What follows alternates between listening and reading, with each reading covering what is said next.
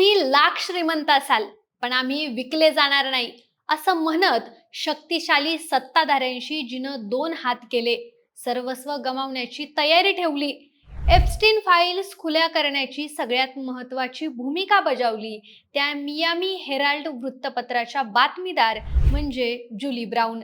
बातम्यांचं जग वेगानं बदलत होतं. वृत्तपत्रांना वृत्तवाहिन्यांशी स्पर्धा करावी लागत होती. त्यातच डिजिटल माध्यमांची देखील भर पडत होती. सगळं काही अगदी वेगवान, मिनिटाला अपडेट होणारं.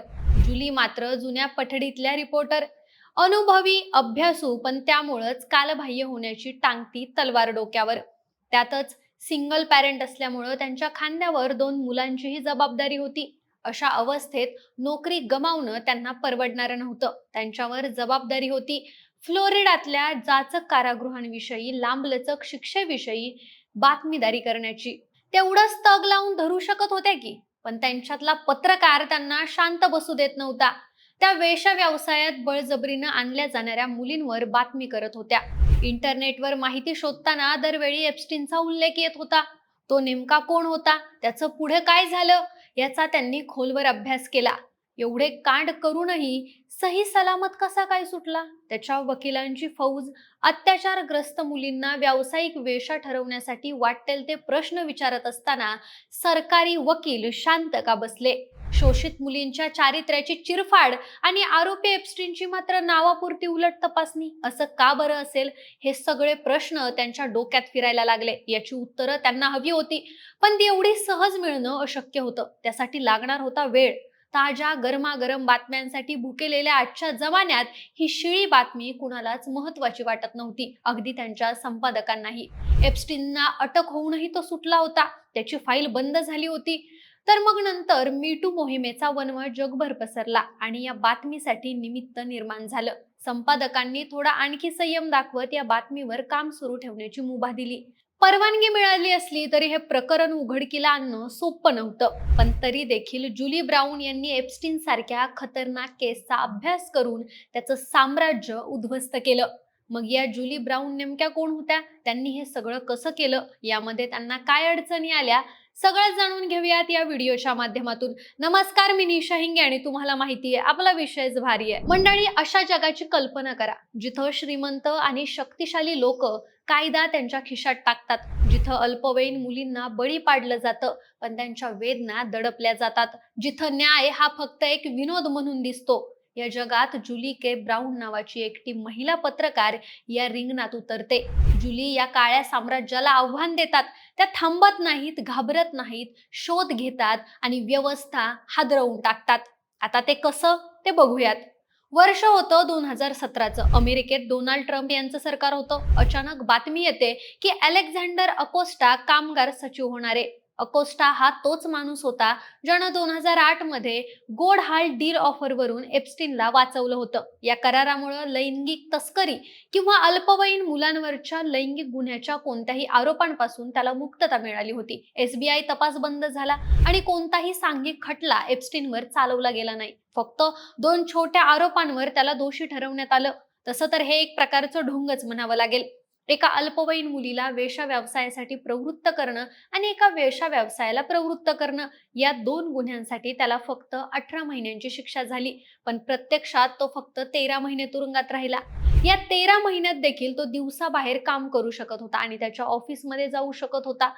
फक्त रात्री तुरुंगात झोपण्यासाठी तो परत यायचा. ही शिक्षा खूपच सौम्य होती, कारण अमेरिकेसारख्या देशात त्याला या आरोपांवर आधारित जन्मठेपेची किंवा त्यापेक्षाही मोठी शिक्षा होऊ शकत होती. मियामी हेराल्डच्या प्रामाणिक आणि कष्टाळू पत्रकार जुली ब्राऊन या गुन्हेगारी आणि न्यायाच्या जगाशी चांगलेच परिचित होत्या. त्यांच्या मनात प्रश्न निर्माण झाले. अमेरिकेसारख्या देशात असं कसं घडलं, ज्यामुळं एप्स्टीन सारख्या अब्जाधीशानं डझनभर अल्पवयीन मुलींवर लैंगिक अत्याचार करूनही फक्त 13 महिने तुरुंगवास भोगल्यानंतर सुटका मिळवली? शक्तिशाली वकील आणि राज्यकर्त्यांनी त्यांचं संरक्षण का केलं? जुली यांनी ठरवलं की हे प्रकरण आता जगापासून लपून ठेवायचं नाही. यानंतर त्यांनी शक्तिशाली लोकांच्या निष्पाप चेहऱ्यामागे लपलेले खरे चेहरे उघड करण्याचा निर्धार केला आणि जुली यांचा संघर्ष सुरू झाला. त्यांनी देशभर प्रवास केला आणि 60 पेक्षा जास्त पीडितांना त्या भेटल्या. अखेर जुली यांच्या कठोर परिश्रमाचं फळ त्यांना मिळायला लागलं. त्यांची खोली कागदपत्रांना भरली गेली. हजारो पानं, न्यायालयीन फायली आणि पोलीस अहवाल. प्रत्येक पान एक नवीन कहाणी सांगत होतं.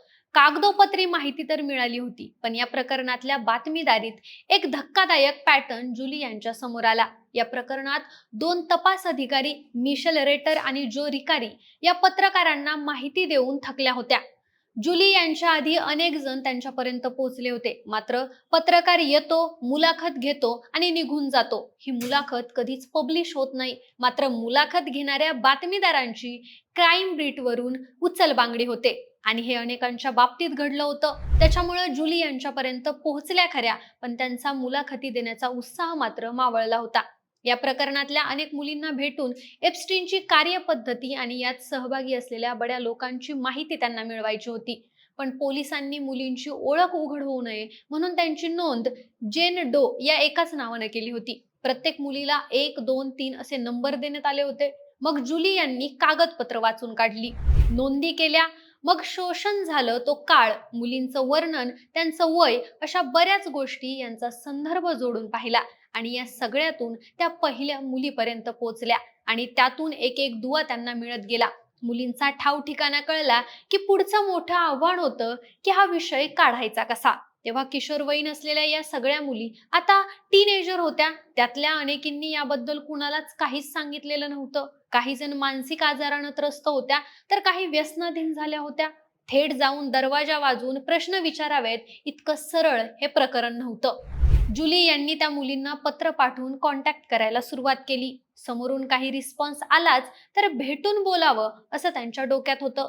पण कोवळ्या वयातल्या ज्या भयंकर अनुभवानं आयुष्यभर मनोरुग्णासारखी अवस्था केली, त्यावर बोलणं या महिलांसाठी जीवघेणा अनुभव होतं. एक एक दुवा जोडला जाऊ लागला. एकूण 60 मुली जुली यांना शोधून काढल्या आणि त्यांची कॅमेरा वुमन एलिमीनं देशाच्या कानाकोपऱ्यात जाऊन या मुलींच्या भेटी घेतल्या, मुलाखती रेकॉर्ड केल्या.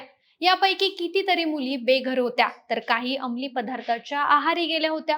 गरिबांना असून असून कितीसा आवाज असणारे, तो कधी दाबता येईल याची खात्री एप्स्टीनला होती. त्यातल्या काही मुलींना शिक्षणासाठी पैशाची गरज होती, तर काही मुलींना जगण्यासाठी. मसाज करायचे एवढे पैसे का मिळतील आणि ते सुद्धा कुठलंही प्रशिक्षण किंवा अनुभव नसताना, असा प्रश्न पडण्या एवढी प्रगल्भता त्यांच्यामध्ये नव्हती. तिथं गेल्यावर काय झालं हे सांगताना त्यांची अवस्था अत्यंत वाईट होती. या शोषणातून सुटका करून घेण्यासाठी मुलींना त्यांच्यासारखी एखादी कोवळी मुलगी तिथं आणायला सांगितलं जायचं. नरकातून सुटका व्हावी म्हणून त्या एखादी मुलगी आणूनही द्यायच्या. यामुळे एकीकडे एप्स्टीन आणि त्याच्या क्लायंट्सचा आनंद डबल व्हायचा, मात्र या कोवळ्या मुलींमधल्या अपराधीपणाच्या भावनेचा गुणाकार होत होता. हे सगळं आपल्याच मूर्खपणामुळे आपल्यावर आलं आणि त्यात आपण इतरांना देखील ओढलं. ही सल त्यांना आयुष्यभर मनामध्ये घर करून राहिली. कित्येक मुली त्याच्यातून बाहेर देखील पडू शकल्या नाहीत. तसं बघायला गेलं तर मंडळी, जुली यांचं तोंड बंद करणं एप्स्टीन आणि त्याच्या चमच्यांसाठी काही कठीण काम नव्हतं. पण त्यांनी एक क्षुल्लक पत्रकार समजून दुर्लक्ष केलं. या ब्राऊन बाईसारखे 50 पाहिलेत, आमचं कुणी काय बिघडवू शकत नाही, असा आविर्भाव त्यांना होता. त्यातूनच जुली फक्त शोषितांची माहिती शोधत होत्या. एप्स्टीन बरोबर आफ्रिकेत महिनाभराच्या सहलीला गेलेले बिल क्लिंटन आणि त्यांच्यासोबत असलेले डोनाल्ड ट्रम्प यांचा पाठपुरावा त्या करत नव्हत्या. त्याच्यामुळे तिथल्या यंत्रणाही निर्धास्त राहिल्या असाव्यात. सामान्य स्थानिक वृत्तपत्राची बातमीदार करून करून काय करणारे या भ्रमात असलेल्या एप्स्टीन आणि कंपनीला मियामी हेराल्ड यांच्या टीमनं जबरदस्त झटका दिला. सत्ता, संपत्ती, यंत्रणा, प्रतिष्ठा, सगळं काही ज्यांच्या पायाशी लोळण घालतं ते कधीही कुणालाही पायदळी तुडवू शकतात याची कल्पना त्या वृत्तपत्रातल्या लोकांना नक्कीच असणार. त्यातून या प्रकरणामध्ये एक नाही, दोन नाही, तर शेकडो लोक होती. एखादं वृत्तपत्र कायमचं बंद करणं त्यांना उघड नव्हतं, पण मियामी हेराल्ड टीमनं आपलं सर्वस्व पणाला लावून पत्रकारिता धर्म पाळण्याचा पर्याय स्वीकारला. जुली यांच्या अथक प्रयत्नांमुळे नोव्हेंबर 2018 मध्ये मियामी हेराल्डमध्ये विकृतीचा न्याय नावाची स्फोटक मालिका प्रकाशित झाली. ही 3 भागांची मालिका वणव्यासारखी पसरली. हा फक्त एक अहवाल नव्हता, तो त्या पीडितांचा आवाज होता, जो वर्षानुवर्ष दाबला गेला होता. उच्च वर्गाच्या घाणेरड्या रहस्यांचा आणि व्यवस्थेच्या अपयशाचा हा पुरावा होता. प्रकाशनाच्या काही दिवसातच जग हादरलं. जगातल्या सर्वोच्च व्यक्तींची नावं एका मागून एक समोर यायला लागली. हा खटला पुन्हा उघडला गेला. 2019 मध्ये लैंगिक तस्करीच्या गंभीर आरोपांवरून एप्स्टीनला न्यूयॉर्कमध्ये पुन्हा एकदा अटक केली गेली. अकोस्टा याला देखील कामगार सचिव पदावरून राजीनामा द्यावा लागला. जुली ब्राऊन यांचं मोठ्या प्रमाणावर कौतुक झालं. मंडळी, जुली ब्राऊनची कहाणी फक्त एकाच प्रकरणाबद्दल मर्यादित नाहीये, तर एका प्रामाणिक आणि कष्टाळू पत्रकाराची ती कहाणी आहे, जी संपूर्ण जगासाठी एक उदाहरण बनलीये. एक महिला जिनं कामाचा प्रचंड ताण आणि कमी पगार असूनही टिकून राहिली. तिच्यामुळं अनेक राजकारणी आणि अब्जाधीशांचं खरं रूप जगासमोर आलं आणि सत्य हेच सर्वोच्च आहे हे तिनं सिद्ध केलं. जुली ब्राऊन यांच्या कार्याला सलाम.